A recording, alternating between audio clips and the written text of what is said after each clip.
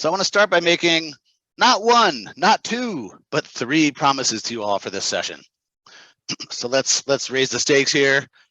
I think before we talk about simple governance, it's first important to understand why we seem stuck with overcomplicated governance, because that is quite common to end up with overcomplicated governance, and that can't just be a coincidence if it's happening over and over and over as a pattern everywhere we go. So let's understand some of the root causes there first. When I promised simple, I really meant it. There's a single technique you can apply that simplifies things dramatically. For any of you that are familiar with the theory of constraints, all that theory basically says is the more complex the system, the simpler the control of that system can be. Notice, it's not that the system gets simpler necessarily, it's that controlling it can get simpler. So that's kind of an interesting thing to ponder. I still wrestle with that one sometimes myself. And then I think the most interesting aspect of this is what I'll call flipping the org chart. I think typically organizations, as they scale, they have this experience where they say, you know what, back when we were small or a startup or whatever, it wasn't always easy. We didn't always agree. We had, some debates and arguments, but overall it worked, and we grew and we thrived. And now we're this big organization that's gotten so bureaucratic. And if only there was a way to go back to when it seemed simpler. And then it's sort of a shrug of the shoulders and saying, well, that's just how large organizations are. You can't really get away from bureaucracy. Oh, well, but you can get away from bureaucracy. And again, this term flipping the org chart is one I made up. I'll explain what I mean by that as we go. I thought it'd be useful to start with, I guess, evidence that our profession struggles. So the PMI puts out this awesome study on an annual basis. Well, except for this past year, I don't know why they skipped a year for the first time in like 20 years. But nonetheless, at no cost to the public, they they survey over 5,000 professionals in project-centric organizations all over the world, every industry, government, public sector, private sector, you name it, and basically ask a bunch of questions around, hey, how are we doing as PMs? And as you can see from this chart, the top line there is the thing that says met original goals and business intent of the project. How often do you do that in your organization? And the respondents basically are saying about 2/3, if you average over the last decade or so. 2/3 of the time, our projects meet the original goals and business intent. It's ticking up a little bit, which is very encouraging. I have some ideas on why that might be true, especially in pandemic times, or maybe because of pandemic times. But nonetheless, even if it's in the low or mid 70s, I think it's just nothing to be proud of, let's say. I, as a proud project management professional, like I hope many of you are not satisfied with this as a status quo. We got to do something about this. And I actually did just check last night to see if PMI might actually have released the 2022 Pulse of the Profession. I should also mention, it is free to the public. You don't even have to be a PMI member to go access PMI Pulse of the Profession. Again, I don't know why they skipped 2022, but even as of last night, it's not out yet. As you can tell, I'm one of these nerds who waits with bated breath for this thing to come out, usually every March, February or March. But so if this is the case, I don't think it's possible that you can say, oh, that's just because PMs aren't well trained enough. We should just send them all to training. Or, oh, that's because Agile hasn't really permeated every facet of the IT project world. If only we all did that, then all these things would be amazing and fixed. Indeed, Agile's been around 20 years. It has had some pretty great adoption in a lot of places. And by itself, it helps improve things many times, not all times. So I think there's additional changes that are needed in order to really drive up performance. Of course, why is this relevant to this topic on governance today? I think overcomplicated governance is part of the problem. And the need to simplify it, I think, will help a lot. Okay, so the root of the root, if you will, I say is how we think about it. It's the definitions we're given by experts like PMI. and our inability to challenge that and try and up our game and go for better. And so I promise I'll connect all this to the topic of governance by the end of this slide build here. But I thought I would basically invite you all to challenge conventional wisdom, challenge the definitions that have stood more or less unchanged for 30 or 40 years now. And I just don't think they're not wrong, but I don't think they're complete. So many of us are familiar with this definition from PMI. I assert that a much better one captures the fact that projects are investments, and that just like our 401k investments in the US, if they overperform our wildest expectations, then we're thrilled. There is no upward limit. We don't talk about scope, schedule, cost in that context. We just want the best performance we can possibly get. Shoot for the stars. And especially if you're in an environment that promotes the public good, and alleviates social problems and issues, or does humanitarian assistance missions in war zones or things like that, then you already know this, right? I kind of caught the bug at NASA when there's no upward limit on the cool discoveries we might make once we have a microgravity lab orbiting the Earth, for example. Okay, so right there, let's unconstrain our thinking. Same goes for definition of project management. I don't think it's very ambitious or idealistic enough to just meet requirements. I think we want to maximize the benefit we get from our projects. Indeed, when we do cost, schedule, scope trade-offs, whether in an agile environment as a product owner tries to work through that trade-off question, or traditional PMs or whatever, how might we get the best bang for the buck possible, given that, of course, we have some constraints we've got to operate within? And this one is really where governance enters into the picture, right? PMO, is, by its very inherent nature, is a governance construct. And PMI defines this as a management structure. So right there, structure, right, that standardizes the project-related governance processes. So again, now we have standards, structure and standards, governance, and then again, sort of, in my mind, doesn't leave us with a very inspirational feel to say that our only real purpose is to facilitate sharing. Nothing wrong with sharing, of course. And if we have best practices and templates and tools and all that stuff, sure, there's a great way to share all that with the rest of the organization, wonderful.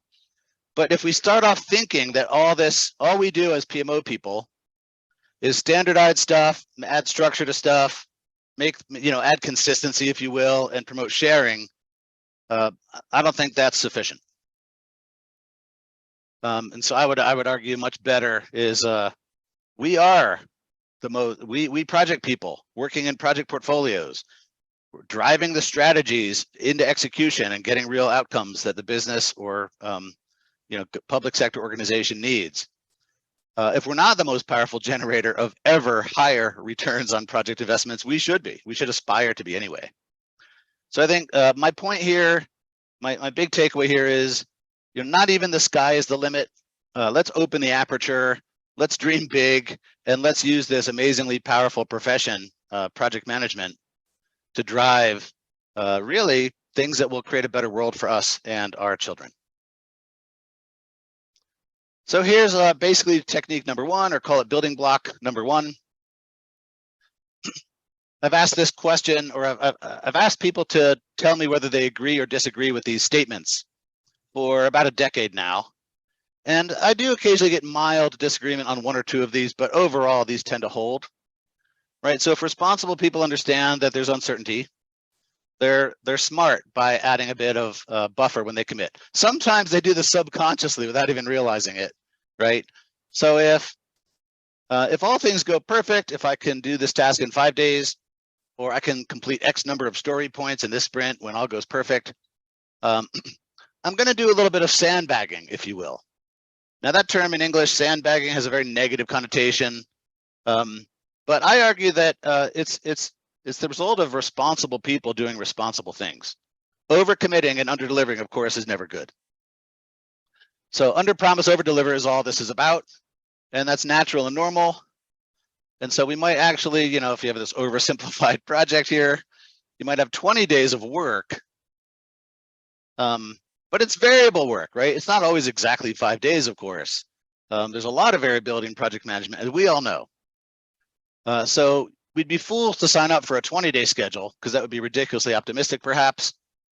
But 40 days sounds kind of fat too, right? It's kind of going, maybe going too far on the other side. So there must be some sort of reasonable middle ground that actually helps us deliver more reliably. So statement number 2 that I'll ask everyone to think whether they agree with. And again, this isn't always true. In fact, studies show this is true about 80% of the time in project management. Right? If we actually are able to deliver early, we kind of pace ourselves, or we do a little bit of gold plating, or we finish it but don't tell anyone it's done, because we don't want people to say, hey, you got that done in record time. That record time must be the normal time that we can always sign you up for in the future, and we don't want to be held to that. And of course, if you go to any high school track meet or swim meet that has relay races, even if we're with no chance of becoming Olympic, caliber athletes, or getting some sort of endorsement from Nike or something like that, becoming rich and famous, everyone's trying their hardest, right? And if we get a PR, like personal record on our leg, and we do our part to help the team, boy, does that feel awesome. So I assert that if that's just normal and natural for us as teenagers, I don't think it changes as we become adults.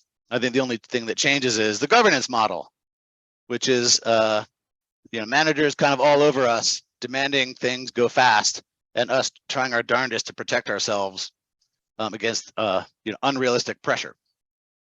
So if you more or less agree with these 3 statements, then I offer this as a better way. And this comes right from critical chain project management, for those of you who may be familiar with that. And it works just as well in Agile and Scrum environments. That's what I've made a career doing since I became self-employed almost a decade ago. Then let's take that 20 days of aggressive but possible duration estimates and add a generous buffer. Rule of thumb just says 50%, but it doesn't always have to be that. Could be more or less depending on the complexity and risk you're facing. And that over the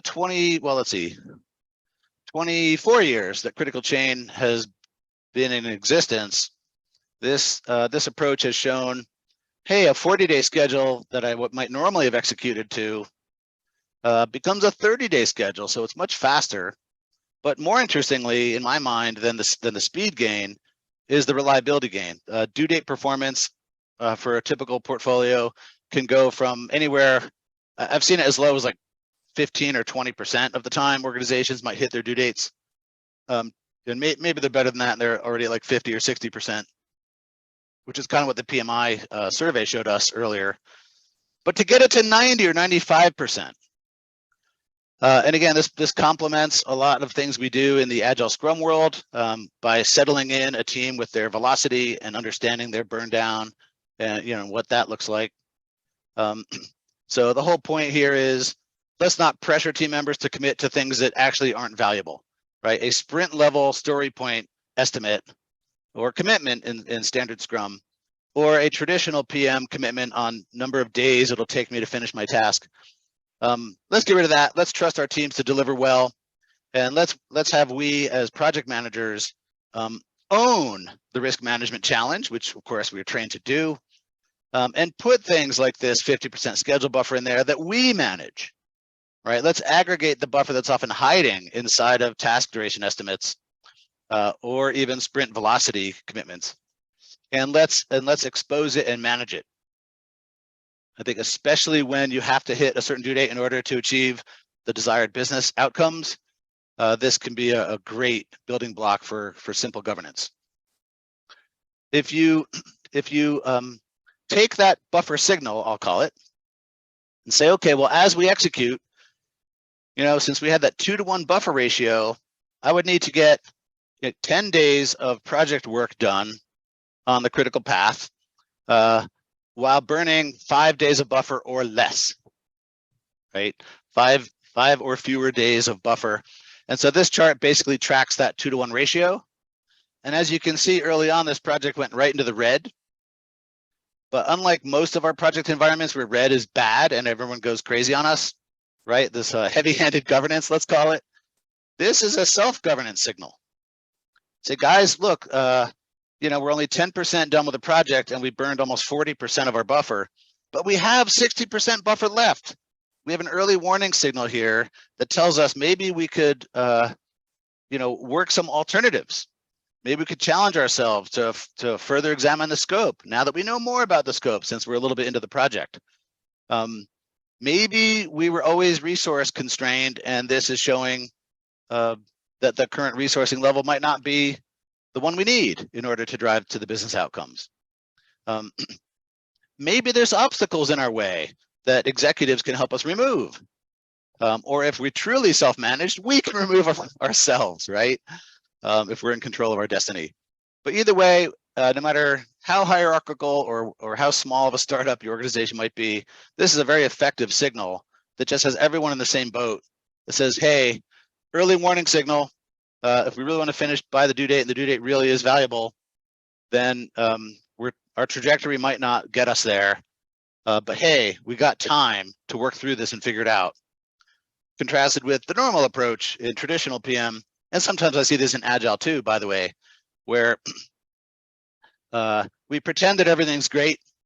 We're sure we can work through whatever delays or issues or obstacles we've encountered. You know, we'll push hard to get well, so to speak.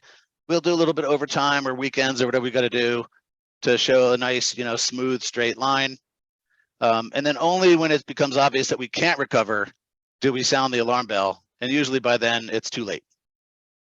One of my favorite terms in project management is the watermelon project. If you're not familiar with it, it's basically the tendency of less healthy organizations to report projects as green on the outside, even though they're red on the inside. So we've got to get away from that with hopefully a very simple approach. So this could be a great way for a team to self-govern. Again, and I think the only real value executives have in this environment is if they have the ability to clear obstacles. I think there's no reason why we can't take this signal and self-manage. So this is the project level governance. What about portfolio? Well, I think the same building block can be used with great effect. And it more or less addresses this fundamental dilemma that we face often in project-centric environments. We have two projects. Of course, portfolios may have more than two, but to keep the concept simple, let's just start with these two.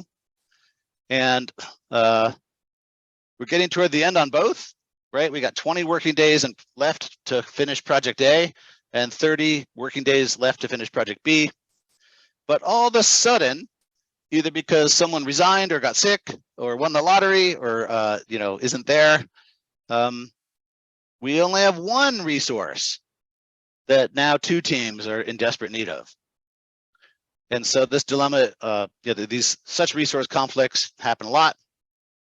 Even in, unless you're in just a very small startup mode, even in Agile Scrum environments, this happens, right? Where some critical resource that might have been fully dedicated to your team, might not have been, is desperately needed on another team, or else that team's value delivery will suffer.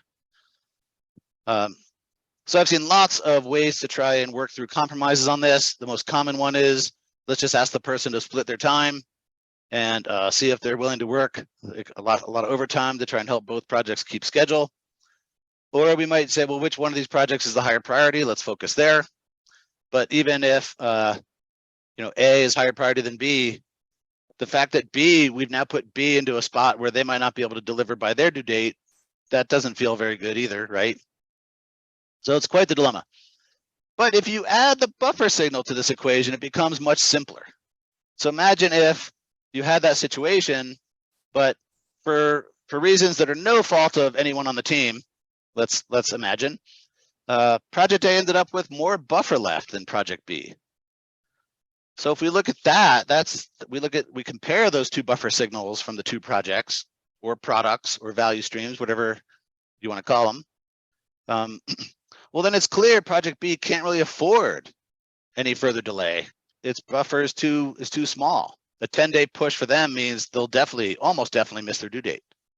So, so only if project A is like, 100 times more valuable might we actually choose project A to get the resource.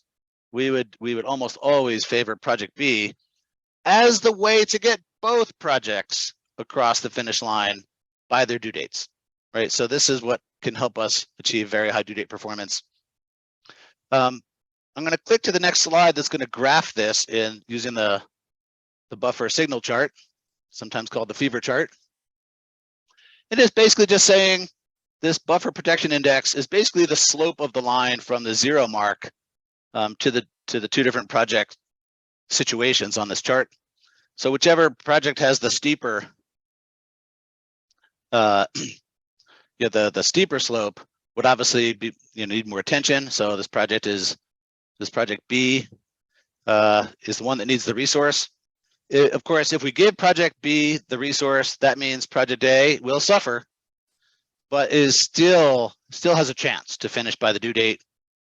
And even there, this is just a 2 project scenario. Most portfolios have a lot more than 2 projects. So with any luck, this is like a 20 project portfolio. This is actually a real one from a former client.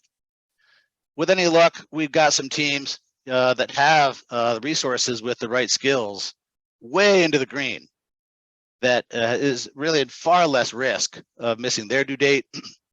So maybe a resource on that one in the lower right in the green, they're 95% done. And you could argue, let's just get them done and then give the resource to team A, but team A or team B. But both of those teams are in red and probably need a little help to get them over the finish line.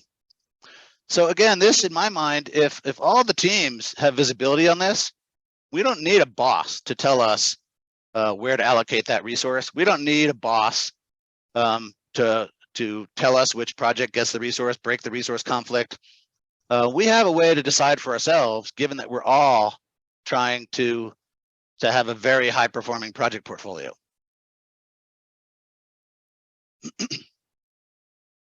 So the yes buts that I often get with this, but this is by no means exhaustive, but just maybe 5 or so that I picked off the top of my head. A common one is we don't have that level of planning discipline to even know what the remaining durations are and how big the buffer should be and all that kind of stuff. It really doesn't take much. Similarly, I'll get a lot of Agile and Scrum environments that say, look, the end product outcome that we're working to deliver, we don't even have a clear understanding of yet. We're kind of groping in the dark on something that's never been done before. We're learning as we go. We're testing the market with things, and some of those experiments fail, and we have to learn from them and kind of keep going. And I would say, yes, I've seen those environments, but by and large, most of us are not in quite that ambiguous of an environment. And if we are, there still comes a time when we have to get that kind of understanding about the work in front of us and deliver it. And so even if it's just a few sprints long to get to the delivery moment of something really valuable, some MVP release, for example, it doesn't take much planning discipline. I would say it takes a little bit more than your typical sprint plan, but not much more. So similarly, I do get this, hey, we just use high-level roadmaps and then do things in sprint planning. If that works for you in a self-governed way, hey, cool, don't change it, no problem. In my experience, I've found a lot of issues with this in the typical Scrum team, where, hey, we're doing our part, but all these other things have to be coordinated with the rest of the organization. That's like herding cats, and getting marketing to understand that the campaign should have started last Friday and they're not ready, and whatever else. An ounce of prevention as it goes is worth a pound of the cure. So just a little bit of additional planning to kind of connect the gap between the high-level roadmap, which are usually just kind of cartoons, and then the detailed sprint plan. So most teams that I work with that are already really well disciplined in Agile and Scrum in particular, this is rarely more than 2 2-hour workshops. I've seen it done in an hour or less, depending on the complexity. If you follow SAFe, that's also fine if it works for you. I personally feel that SAFe in most implementations is a way to perpetuate the complex governance approach. and not get us to a lighter touch governance. But if it's worked for you to keep it light touch and not have it be overbearing and kind of, you know, have a bunch of executives and everyone's shorts all the time, totally fine. I think given Agile's reluctance to call anyone a manager and instead like this release train engineer, sometimes we put a very technical person there and expect them to do technical stuff when in reality what's needed is some management and governance stuff, right?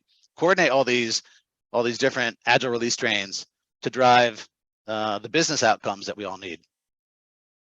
So again, I've jumped into safe environments and inserted a couple of these simple techniques, and it drives up the genuine ability to self-govern in a very light touch way. This is one of my favorite ones. In fact, if this is you, you probably didn't bother joining this webinar, but maybe there's one or two of you here. It's like, I don't even like to hear the word governance. That's a trigger word for us. I can't even believe I'm attending a webinar with the word governance in the title. Again, this is actually for you.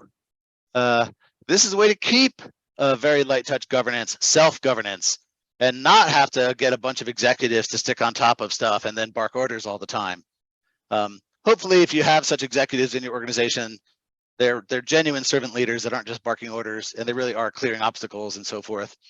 But in my experience, that's kind of hit or miss. You hope you get lucky with the right executive, and if you don't, that's real tough. And then last, I'd be remiss if I didn't address what sometimes is the elephant in the room. But yeah, Mike, you're an expensive consultant. You're just doing this to promote your business, and you know we don't like consultants. So if we can't do this without consulting help, we're not interested. Well, hold that thought. There's something we can talk about before the end of today. If you're just so curious, you can't wait, and you want to Google Blue Dolphin, or maybe you've seen some posts on LinkedIn from my good friend and business partner, Wolfram Müller, German guy that originated Blue Dolphin. You can get maybe a taste of what I'm talking about here, but it's building on everything we've talked about so far. Again, to apply in a very simple way with some very light touch coaching. So it's a very DIY, client-led approach, not heavy reliance on an outside consultant. In general, these are the benefits that I want you to really ponder. Like, what if we could get these benefits? Would it be worth it? Almost every organization I've seen, even if they're awesome at self-managed approaches like Scrum, once that approach is scaled, they tend to make a lot of the same mistakes that any big organization makes, or any organization that is trying to scale. And they stick every time we get a group of 10 people without a boss, we stick a boss on top of them. And now we got a whole bunch of bosses with big hierarchy, and the org chart's hard to understand. And again, sometimes executives helping us, clearing obstacles. Unfortunately, sometimes barking orders and yelling at us and making us work overtime or trying to, and all sorts of other ways where they abuse their power, in my opinion. But so this is possible. If you've not experienced it yet, and most teams I don't think have experienced this, that's a tricky one. Often our senior SMEs in places like marketing, finance, etc., are like CFO, CMO, C whatever O, and they have their own power base, and they're expected to sometimes issue commands and tell people to do stuff. But what if we could flip that? And this is where, when I started off this webinar saying, what if we could flip the org chart? These people usually got to their high-level positions because of some level of mastery in these domains. Well, if they're truly masters in finance and marketing and other things, and they have expertise in those areas, and the teams that are closest to the value delivery need that expertise, well, then wouldn't that be great if we could flip the org chart and have these people basically in a pool of SMEs at the very bottom of the org chart, and the teams pull them in as needed. And so they truly would become servant leaders to driving what is the value train of the organization, and not fiefdoms with executives sitting on top of them. What if we could, especially if your organization is in scale-up mode? You're probably already experiencing that whatever profits you had or mission capability, if you're in the public sector, it's really hard to scale that as we scale the organization. And again, it's usually because we feel like we have to hire a bunch of bosses and executives every time we have a group of people of, say, 6 or 8 or 10 or maybe 12 that has no boss on top of them. Or if the poor CEO started with a startup of 10 or 20 people, and now we've got 50 people, and the CEO themselves can't manage 50 people, so we better get some other executives in there to help. No, what if we don't need that? What if we just need better signals to allow our teams to self-manage, and disciplined expertise like marketing, finance, etc., that our regular delivery teams may not have? Certainly we can grow them, we can encourage the growth, but they may never want to go get their MBA in finance, for example, right? Maybe having those experts on hand to inform the team's decisions is a much better way to go. It certainly will scale profit or mission capability faster than overhead. And oh, by the way, one of the beautiful things that almost any successful startup owner will tell you is, man, back in the startup days, none of us knew what we were doing. Maybe one of us had some ideas on marketing, but not really. One of us, might have taken a couple finance classes, but never managed, anything, any kind of finance department in a real world enterprise. And we just kind of learned as we went, and it was so cool. We all learned a boatload, and we made a bunch of mistakes, but we learned from those too. Well, what if we could build that into even large organizations, or organizations that are attempting to scale, that kind of accelerated learning by those who are closest to the value delivery? Of course, you can't really get very far without having a clear line of sight between what I'm doing on my team on the ground day after day and what the higher level objectives are of the organization. Again, I think the buffer signal, hopefully you can see that that's a great way to promote high due date performance if your organization drives value by hitting due dates. The ability to hit those due dates at a much higher percentage cadence, that buffer signal gives us a very clear line of sight between what we're doing every day and how to govern ourselves and how well we're going to hit the organization's objectives. We don't need bosses or middle managers to interpret that for us. So my favorite term is self-directed portfolios of self-managed teams driving self-organized value streams. This might sound like kind of a pipe dream. It's certainly a mouthful, I know, but it's kind of what I'm saying in the very first bullet on this page, right? Self-managed teams at scale. If it can work at a small scale, why can't it work at a large scale? So I'm gonna get into some of that. Okay, so here's some tactics beyond just the buffer signal. If you've not heard of leadership as a service, I myself only really learned this not quite 3 years ago. You can Google that, but essentially it's a time-bound decision frame. So if a decision has to be made urgently, or hey, we've got a week to make this decision, or hey, by the end of the month we should really make this decision. Whatever the time frame is, let's set that, and then rotate the leadership responsibility among the team members equally. And at the end of whatever the time is that we've allotted to get a decision, the team is unanimous, then that's the decision. Even if the rotating leader, who is the leader at this moment, disagrees with it, if the team is unanimous, then that's the decision and we go forward. If we don't have unanimity at the end of the allotted time, then the leader will have been listening very carefully to both sides of the argument, or however many sides of the argument there may be. And even if they're feeling very in over their heads, like, I don't really know what the right decision is, well, again, this is kind of like the startup mode. We have to learn as we go. You're not going to always make the best decision, but secret executives don't either, right? So let's learn as we grow. So all these good and bad decisions, we get feedback loops that tell us whether they worked or didn't, and the team learns, and that's of course the most beautiful part. So that's just one tactic or technique. Another one is rotating service on communities of interest. So one challenge as we grow is, well, now we got a lot of architects working on a lot of individual value streams. If it's like an IT architect situation, a lot of what they're doing has broader, like, enterprise architecture implications. And so they need to have a community where they meet and they discuss those larger architecture challenges that go beyond just their individual teams architect challenges. So some way to have rotating service on those communities of interest to keep the pulse on how the individual value streams are aligning with the overarching organizational objectives.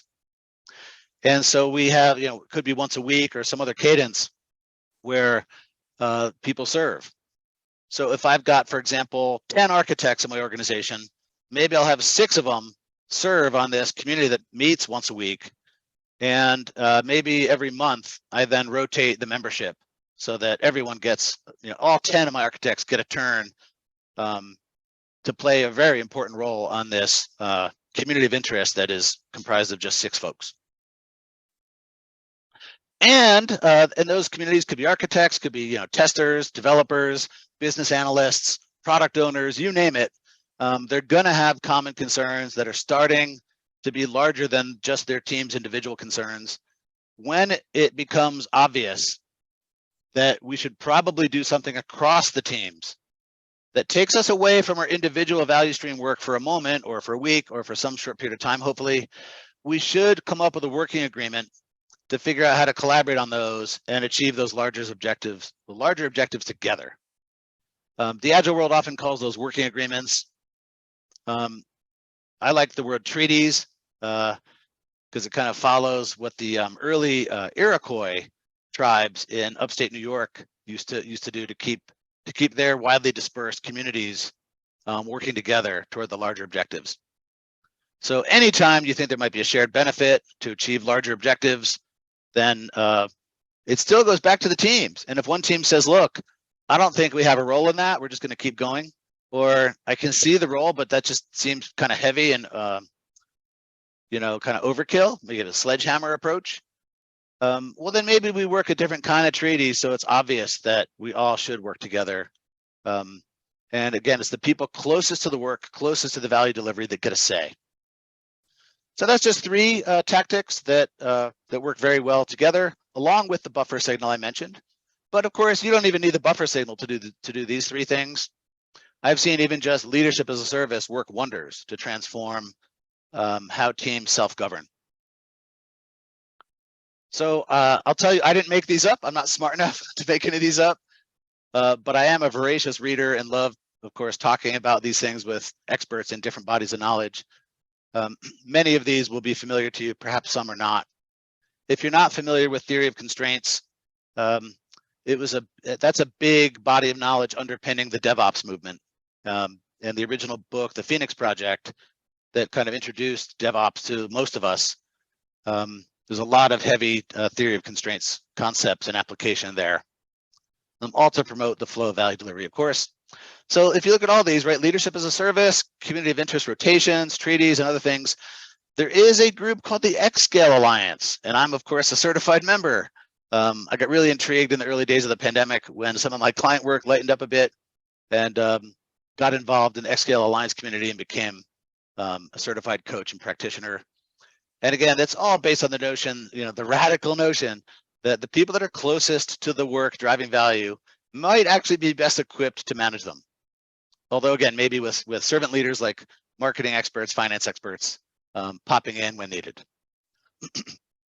Right, and so again, treating these super experts, SMEs like marketing, finance, R&D, whoever, as servant leaders. You're part of a pool of experts who is in service to the people driving the value. When they need you and ask for you, you respond.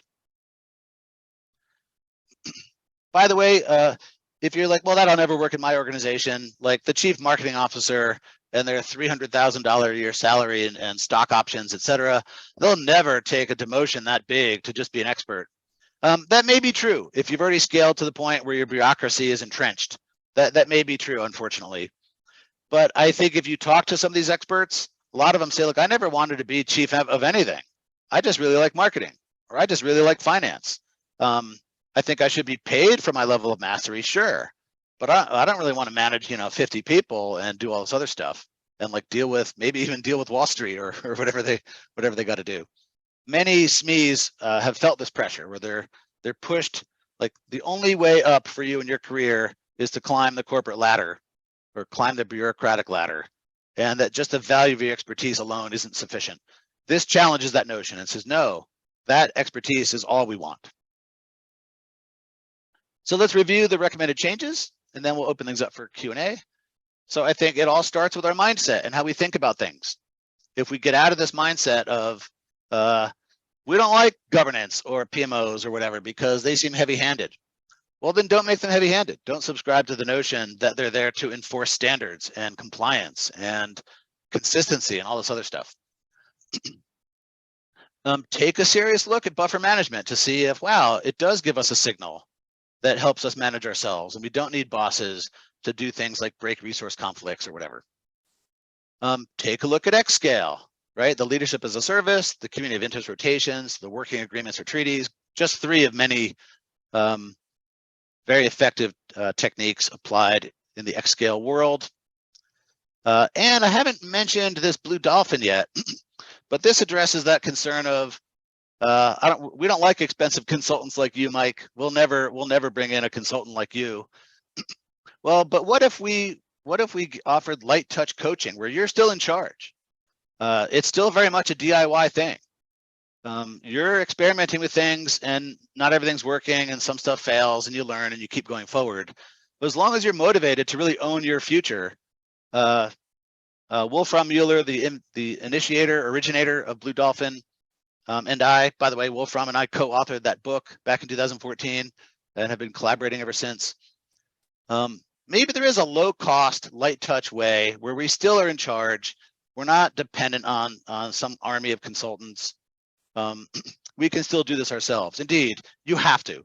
Like by definition, self-governance, light-touch governance, you should never have to rely heavily on more than some light-touch coaching to get you there.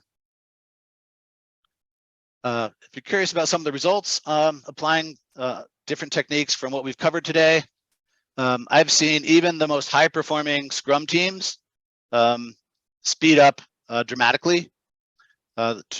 Really, like a doubling in 6 months I've seen. Of course, if you're not as high-performing, then the improvement's even easier. The rate of completions, like the rate of releases, if you will, in the software world, can double or triple. I didn't believe it until I saw it myself when I started helping organizations do that. Pretty cool. If due date performance is super important to delivering value in your project world, dramatically driving up due date performance is also often achieved with this. One client I had 4 or 5 years ago said, look, we have a project that's so high value, it's worth so much more than any of our other projects, that every day we don't have it done, it was X amount of dollars, and I can't even, I'm not even allowed to tell you how much. I said, okay, well, why don't you just put all the other projects on pause and only do that one? Because the sooner that gets done, the more value you get. And they thought that would be just a complete cluster. They thought, that would just be throwing resources at a problem and creating mayhem. And in some ways, it actually was those things. But once again, we human beings are not bad at self-organizing and self-managing when given the chance. They got it sorted out pretty quickly. And what was the most aggressive estimate of 15 months, they ended up delivering in 3 months. And then all the projects that got put on hold, they got their resources back in right after those 3 months, and they could then continue forward in a very sensible way to drive maximum value for the organization. This one startup client probably was the highest performing Agile Scrum organization I've ever seen. The problem was they still had a very complex product. The MVP was quite large. They're having trouble getting customers on sort of the early phase, MVPs that they were releasing, because it just didn't have enough value to convince those customers to switch from the tool they already had. So a software company. So they were almost out of business. Investors were saying, look, we're not going to write any more checks. And they ended up leapfrogging their #1 competitor within a year. So same kind of thing. And then recently I had a scale-up client that was already starting to see its profit margins go down because they kept hiring, bosses and executives to manage all the people. And they flipped that on its head and saw their profits scale much faster than, well, a little bit faster than headcount, not much faster, but still, if you can protect your margins as you scale, that's amazing. So I'll open up for a Q&A in a bit, but if you're curious how to learn more, here is where that Xscale website is. You can check out more stuff there. Here's the Blue Dolphin website. Again, I'm a partner and practitioner in both worlds. I think they come together quite nicely. I did write a book, as I mentioned some years ago. I will tell you, there's not any real governance content there, but certainly if you're interested in just what are the core things to drive up performance, certainly the techniques in the book will help you do that in a self-governed way. If you're at a large bureaucratic organization and you can't just fire all the executives or make them servant leaders, then this book will also be helpful to you, even though it doesn't really address this simple governance concept that we talked about today. And of course, there's some other books. This is probably one of my favorites. If you're familiar with theory of constraints, this is sort of the original theory of constraints book. Some of you might have seen it in graduate school, The Goal. I mentioned the Phoenix Project, which pretty much launched the DevOps movement back, wow, almost 10 years ago. And Susan, all of the, a PDF copy of these slides will be made available to anyone who's interested. So these links can be live for you and you can click on them there. You don't have to jot them all down right now if you don't want. Well, Mike, thank you so much for your time today and for presenting with us. We appreciate it. Thanks for inviting me, Susan. This is a blast.